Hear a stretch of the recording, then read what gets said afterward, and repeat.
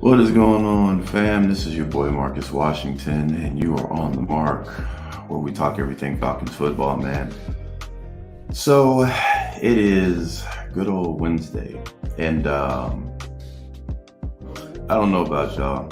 Still riding high on the fact that we are number one in the NFC South, um, and things look very, very promising going into the next couple of weeks.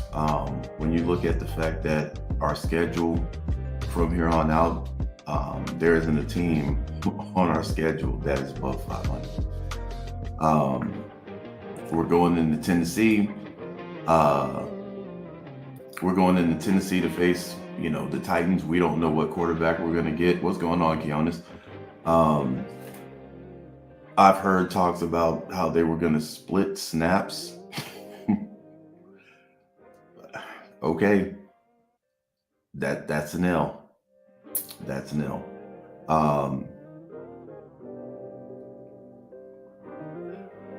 This should be a win.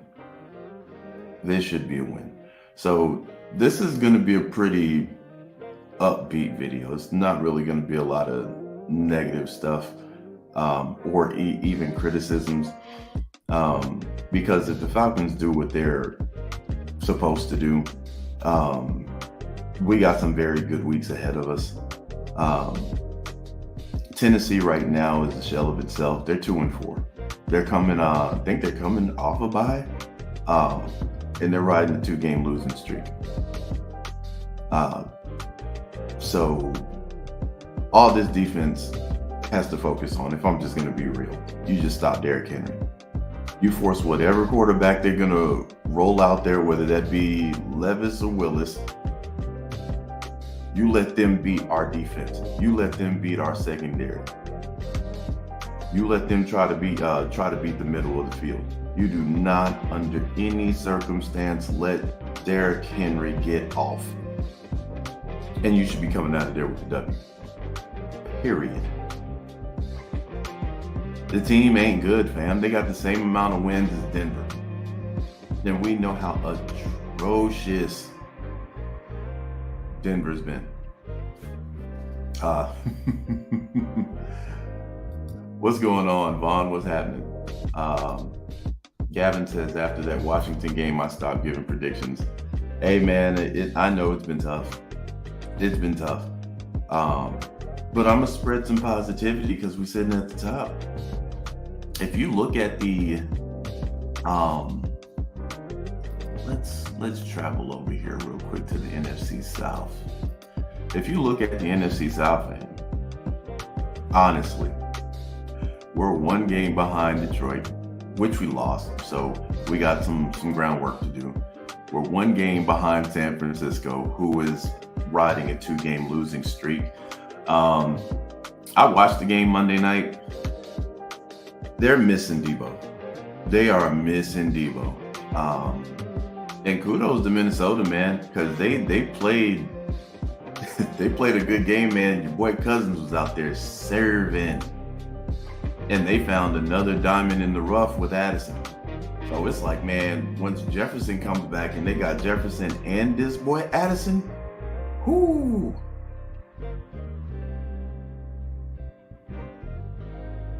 But San Francisco is, they're not looking like world beaters. Now, granted, the last 2 weeks they had, I think McCaffrey went out, and then Debo went out, and then Debo didn't play Monday. So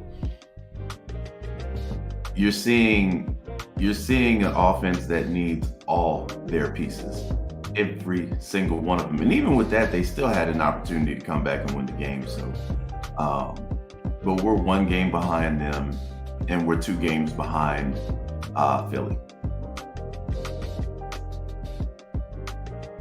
Now, when you look at our schedule, and if Atlanta does what they're supposed to do, you kind of got the NFC South locked up. So that's playoffs. But, that ain't enough. That ain't enough. That ain't enough. We got to have 10 wins. Y'all know that. We got to have 10 wins. And this team is capable of it. So we'll see. We will see. Um, Boski Great says at this point, for the first time in a long time, I'm not worried about our defense. Need the offense to stop sputtering. Yeah. Um, 16 ain't gonna get it. I know, you look at parity all across the league. There are teams that are averaging like 17, et cetera, et cetera. Um, which is true. I think we're going against Tennessee is averaging 17 points a game, and they're 2-4. So that just goes to show you how much potential this team has, man. It goes to show you how good our defense is too. Because if our defense was hot trash, man, we'd be vying for a high draft pick at this point.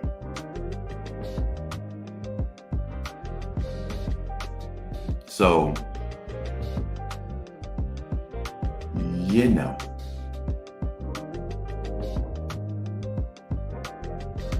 and then here's the killer part. Our offense hasn't even gotten active yet. Like we should have put up 30 plus points this past game. So our offense isn't even in stride yet. Our defense has been in stride since week 1. So now we're just waiting on the offense to catch up with the defense. If the offense can get 75% to where this defense is, man, this team is gonna be dangerous. Gavin says, I rewatched our game against Tampa. Desi is growing up and did some things well. Gotta cut the turnovers out. The guy can spin the ball.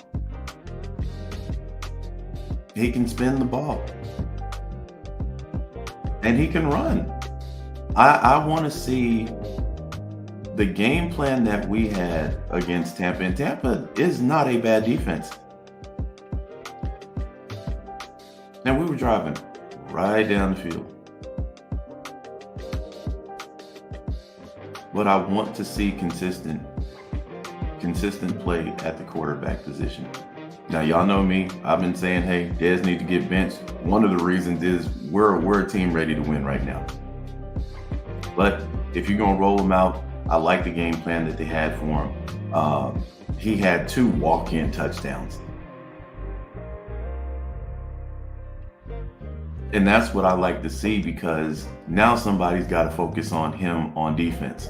So you're taking one of their defenders away from actually defending the play. Now they have to defend the quarterback. Makes it easier for him. You put him in the gun, put him in RPO situations, put him in the pistol. He has more time to see the defense, has more time to react to a blitz. The offensive line has more time.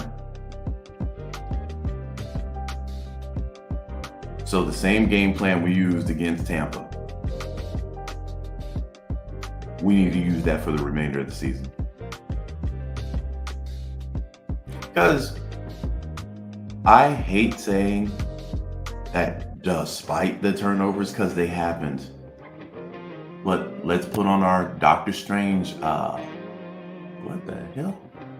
Let's put on our Doctor Strange cape. If they don't happen, he has a good game. He runs in for 2 touchdowns. Probably throws for a touchdown. But we need to see those games actually happen. So at this point, he's not getting benched. At this point, it ain't happening unless something terrible happens. He gets injured or whatever the case may be. So if that's what it is, that's what it is. Let's put this boy in positions to be good. Because all I'm asking for is competent quarterback play. That's it. This defense is doing their job. You get in the red zone, punch these teams in the mouth.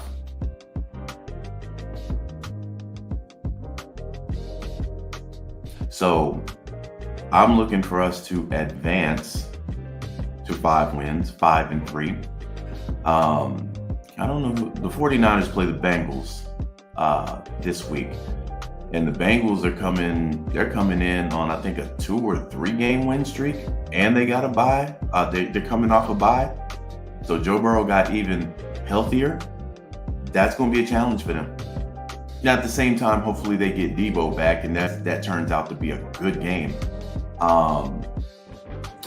And the Lions, I forgot who they have. Let me see real quick. All right, so the Lions they're playing the Raiders, and it's Monday night. So now, not only am I eyeballing the NFC South, I'm eyeballing the NFC period, because the one thing that we've seen from these teams is we've seen great games from them. Like top to bottom, first to fourth. We've seen great games from Philly. We just saw one against Miami. We've seen great games from the 49ers. Hell, they were averaging 30 points all up until 2 weeks ago. We've seen great games from the Lions. We had yet to see a great game from the Falcons. My God, that's scary. Because the one thing I'll say is if you start getting this good offensive gameplay, our defense is better than the Lions. Our defense is right up there with the 49ers and the Eagles.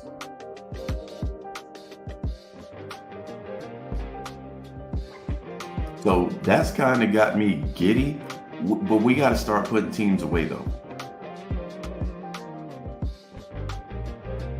We got to start putting teams away. You know, winning by field goals and stuff like that. Hey, that's nice. A win is a win.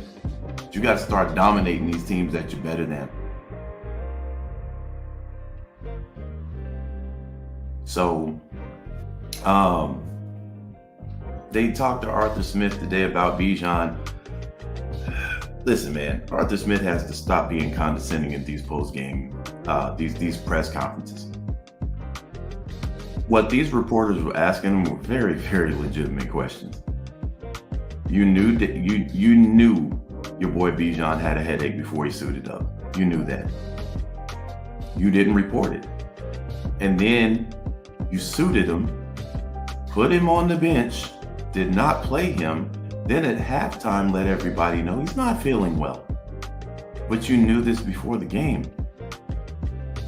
And then it's a headache, but then you trot him out there in the fourth quarter and let him run the ball in the fourth. And then when reporters ask you this, you get snappy with them. Fam, when we talked about this Sunday, I said, don't be surprised if the Falcons get fined for that, because you have to report that. They be reporting the smallest stuff.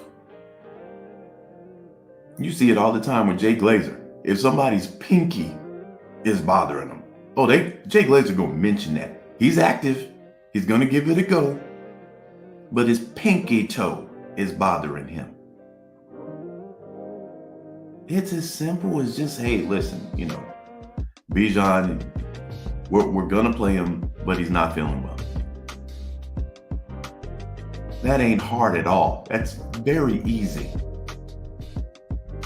So when they ask you those questions, you can't get snappy and have an attitude because of something that you didn't do.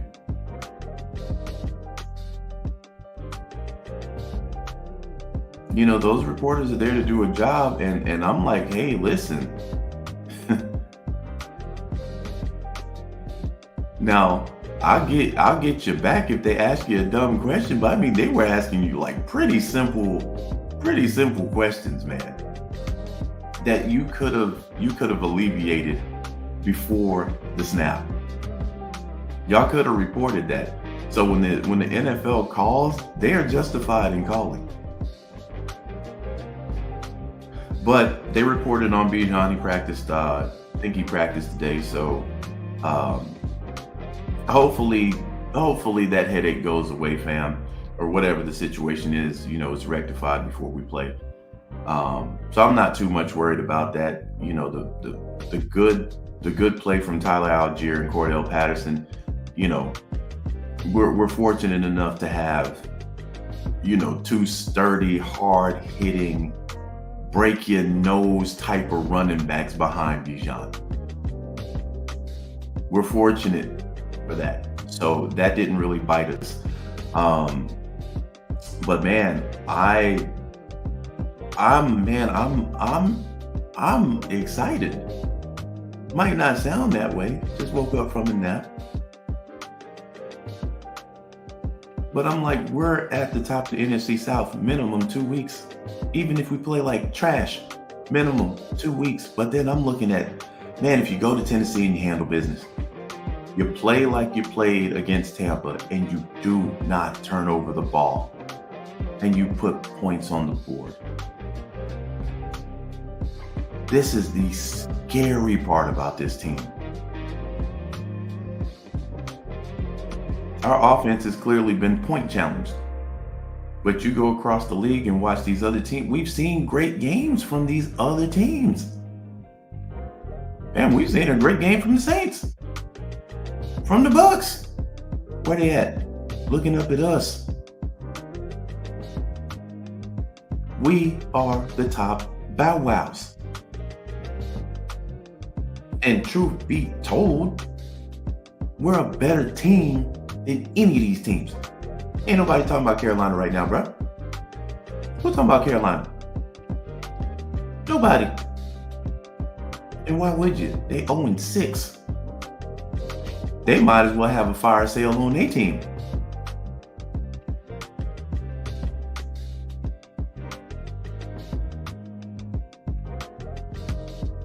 So we got to start stacking some of these wins together, fam. We got one against Tampa. We need to stack with Tennessee. Let me look at our record. Then we got the Vikings. That's going to be a good game. I think that will be the return of Justin Jefferson, because that would be 4 weeks. Yeah, that would be 4 weeks. So, that would, if he comes back for that game on November 5th, that's going to challenge that secondary, because that boy Addison showed up and showed out yesterday. So that's going to be a problem. So that might be our first test as far as our secondary is concerned. So if it's me, if I'm the DC, I'm taking Jefferson away. Now, the benefit about playing Minnesota is their run game hasn't really been good all year. Madison has been a letdown, so much so that they went and got Cam Akers from the Rams. Now you're seeing Cam Akers getting a touch. You see him getting love out there. I'm not really worried about their run game. I'm worried about their pass game now. So that is going to be a test. And then we have the Cardinals. Again, that should be a dub. We're a better team. Cardinals, I think they're they lost to the Seahawks. Their last couple games, they lost to the Seahawks, they lost to the Rams, they lost to the Bengals. They won one of these games. Okay, so they're on a 4-game losing streak. Matter of fact, if we want to be more specific, they've only won one game. They lost to the Commanders. They lost to the Giants. They beat the Cowboys, which was the upset. They lost to the 49ers. They lost to the Bengals. They lost to the Rams. And they lost to the Seahawks. They giving up cheeks every week, bro. They giving up cheeks. They basically coming out there, bending over, pulling panties to the side and say, come get you some. We ain't trying to win, bro. Go ahead and get you a taste. But that should be a dub. So even if, let's go back, even if hypothetically the Minnesota game becomes a problem, you should win we won in Tampa. If we do our job and win in Tennessee and do our job and win against the Cardinals, you win your next 3 out of 4 games. That puts you at 7. but you're 7-4. Then you got the Saints. Saints have had issues all year. And they brought in a veteran quarterback with Derek Carr. Man, I told folks, Derek Carr don't scare me. Derek Carr was out there in Oakland with Devontae Adams, Hunter Renfrow, Waller, Jacobs. Couldn't do nothing. And I'm like, what the hell makes you think he's going to do something in New Orleans?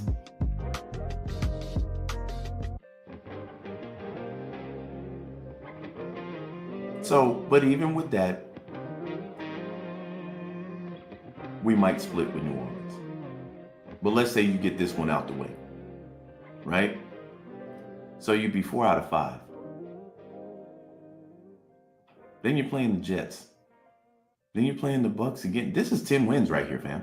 I'm looking at 10 wins right here, just looking at the schedule. Because we're probably going to beat the Bucks again.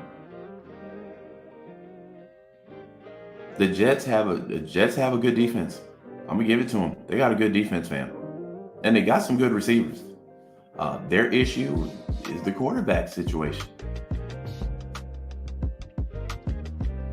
So, out of all these games, that game might be surprisingly tough. We should win, but that game, it would not surprise me if that game is tough, especially if our offense isn't firing on all cylinders. And then we have the Panthers. That's a dub. Fam, they playing for draft position at this point. 0-6, they ain't going nowhere.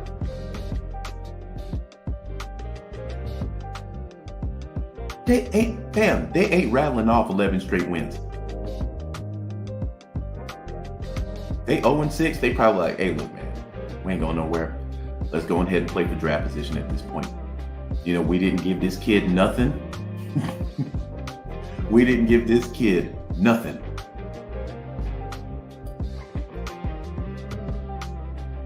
And then we have the Colts. Well, they're without their quarterback. He's gone for the season. Then we have the Bears. Then we have the Saints again. Man, fam, don't tell me ain't 10 wins up here. And we already got 4. Should have more wins. We should at worst have 5 wins right now. Because the Washington game was just there. It was just there for the taking. It was there for the taking, man. So we should have 5. But that's neither here nor there. I'm looking at 10 plus right now. This is what has me excited. This is what has me giddy. Cordell looks like he's getting healthy. Like I said, they put some Lowrys on that thigh.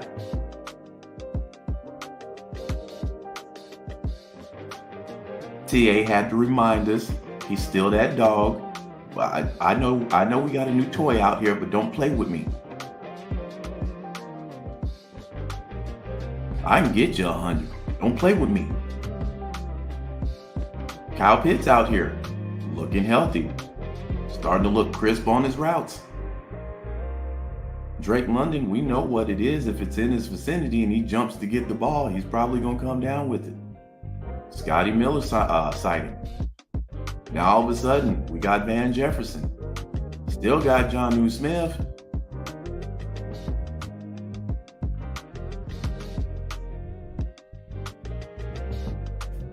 This offense got to get right. Got to average more than 16 a game. If we just magically just jumped up and averaged 24, like I've been saying, fam, we win in damn near all these games. All of them. All of them. Now, not only are you in the playoffs, but you're a threat. With a quarterback that half of the fan base is undecided about. The other half, fully committed. But then there's a half like, bro, I don't know, dog. I don't know. But the best thing and the best way that our quarterback can shut up the fan base is go out there and play well. Now, some people say in the last 3 weeks, we've seen signs. And y'all know me, not biased. I agree. 300 plus yard games back to back. One of them I put completely on Arthur Smith. The very next week, man, you can't throw picks like that, dog. This week, 3 fumbles. Now, over here, we don't mind eating crow if we're wrong. So let's put on the Doctor Strange cape. Had Desmond thrown for 300? Well, he threw for 300 in the Arthur Smith game. I gave that work to Arthur. He comes out the next week, 300, no picks. Comes out Sunday, 250, no pick, no fumbles. Y'all would be hearing me say, well, you know what? It's showing us something. Let's ride out with it. I'd have no problem with saying that. But see, the problem comes from people that are doubtful of Desmond Ridder. He's giving them fire. 3 interceptions and 3 fumbles. Yeah, people that aren't really on the Desmond Ridder train, you're gonna say, man, I don't know about this dog. And I want the kid to succeed because he's our quarterback. If he plays well, we win.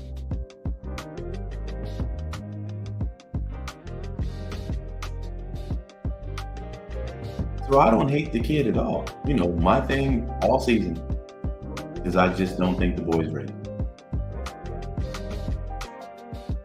No hate. Nothing personal. Not jumping on here saying, and fam, you got people just blasting him in his post game. How many times is he gonna say obviously? I don't even care about that. I just want to see competent quarterback play. The guy can spin the ball. And he's got wheels.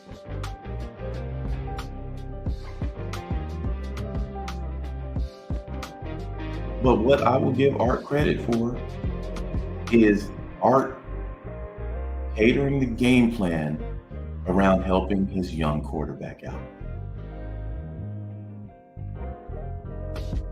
Watching the game again, look crisp.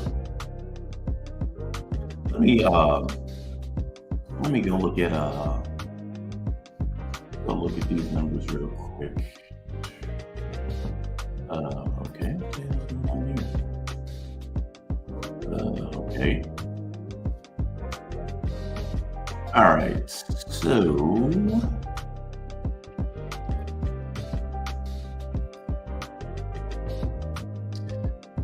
told you this is gonna be a pretty positive video. No real super criticisms. So let's talk about some positives in Desmond Ridder. 19 to 25.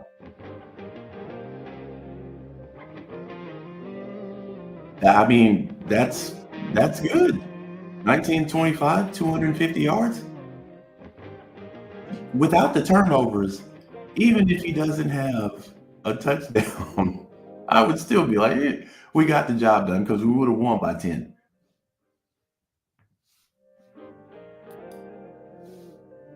But the turnovers got to get taken care of, period. Now, if you look at the Washington game, the man threw the ball 47 times. That's way too much.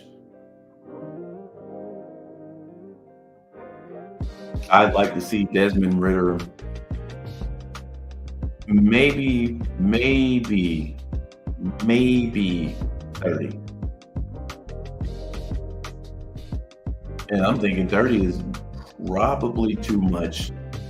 47 is definitely over the top.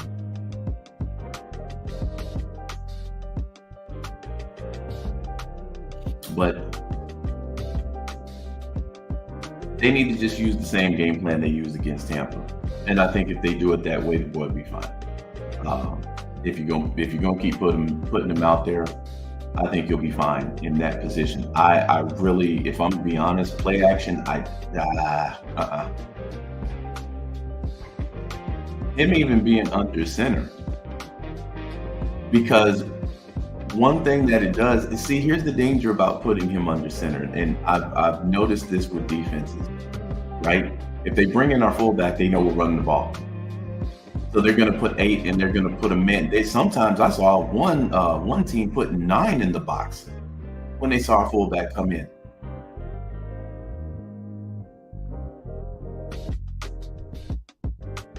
But when you put them in that shotgun look, things change.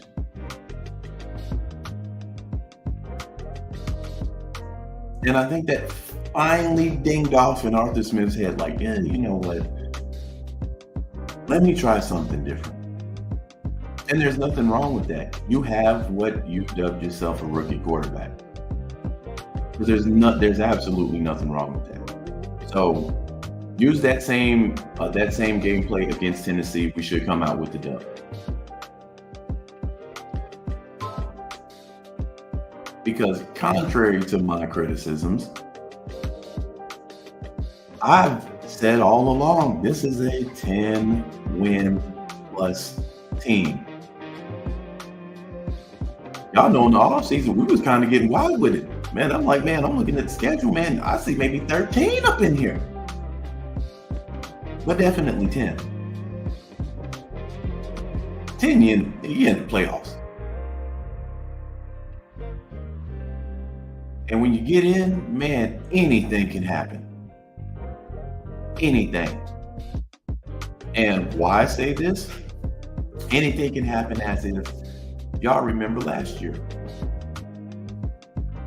San Francisco and Philly, NFC Championship game. San Francisco hotter than lava. So was Philly. Brock Purdy gets hurt. They don't have a quarterback. Philly pretty much walks into the Super Bowl. Anything can happen, fam. I ain't wishing injury on anybody. Let me say that. But anything can happen. And you can find yourself in prime position to make a deep run. So I'm always going to have that confidence in our team, especially this year. So let me get over here to Keonis, and then I'm gonna go ahead and close it out, man. Do you think we're gonna make any moves at the trade deadline? I don't know, fam. I think if we had a losing record, maybe, but I don't know. I don't know. You know, Terry Fontenot has been pretty surgical about the moves that he's made thus far since the offseason. I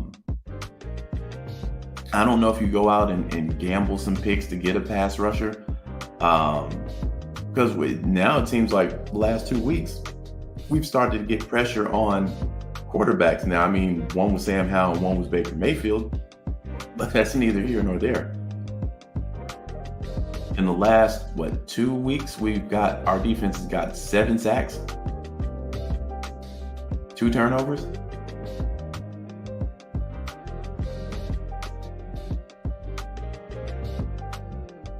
So, I don't know. It'll be interesting if they do make moves, because you've seen other teams think, hell, Philly made a move, was that yesterday? For the life of me, I don't know how Philly making these moves, bro. I have no idea. But Philly, like, listen, we 5-6 games up. We sit in the top of the NFC. Let's go ahead and stack the deck a little more.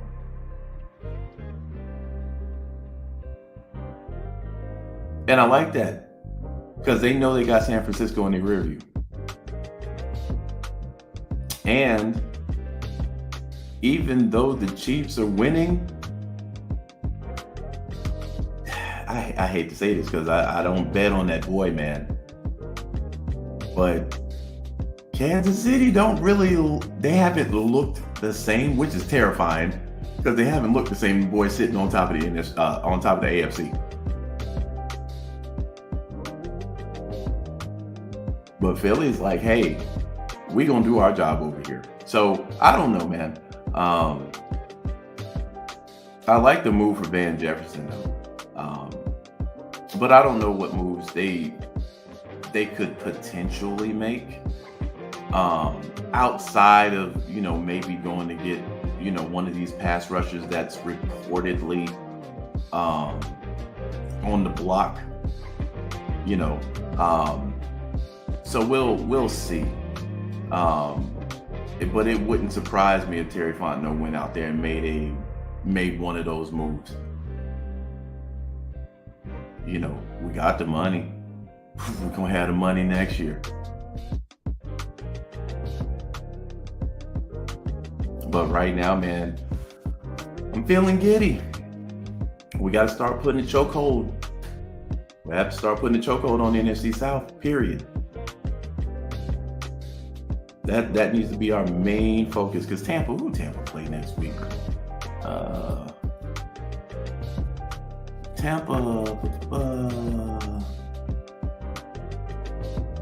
Tampa, they play the Bills. That might be an L. So let me look at this real quick. So Tampa plays Buffalo. I don't know if that might be it, because Buffalo been up and down. Usually when they get beat by a team they ain't supposed to get beat by, they come back and just absolutely decimate the next team. So and then the Saints play the Colts. So this is what I mean by putting a stranglehold on the NFC South, because they play the Colts and then they play the Bears. Those are two games they could potentially win. Then they play the Vikings, which again, that could be up in the air. Then they play us on the 26th of November. So we got to start putting a stranglehold on the NFC South. Start getting some distance from these teams. We got the capability to do it. So yeah, man. Let's see what's going on. What's going on, Greg? He says, "What's up, Marcus? Got them Aints custom Jordan 1s on my table now to do, and a Falcons work chair. That's what's up, fam. That's what's up. Always repping A, man. Always repping A. But yeah, fam, I'm gonna go ahead and get out of here. I will talk to you guys Sunday, and hopefully we're talking about a dominant win. Hopefully, but a win nonetheless. We need to get to 5. So I will holler at you guys, man. You have a great rest of the week, and your boy is out. Peace.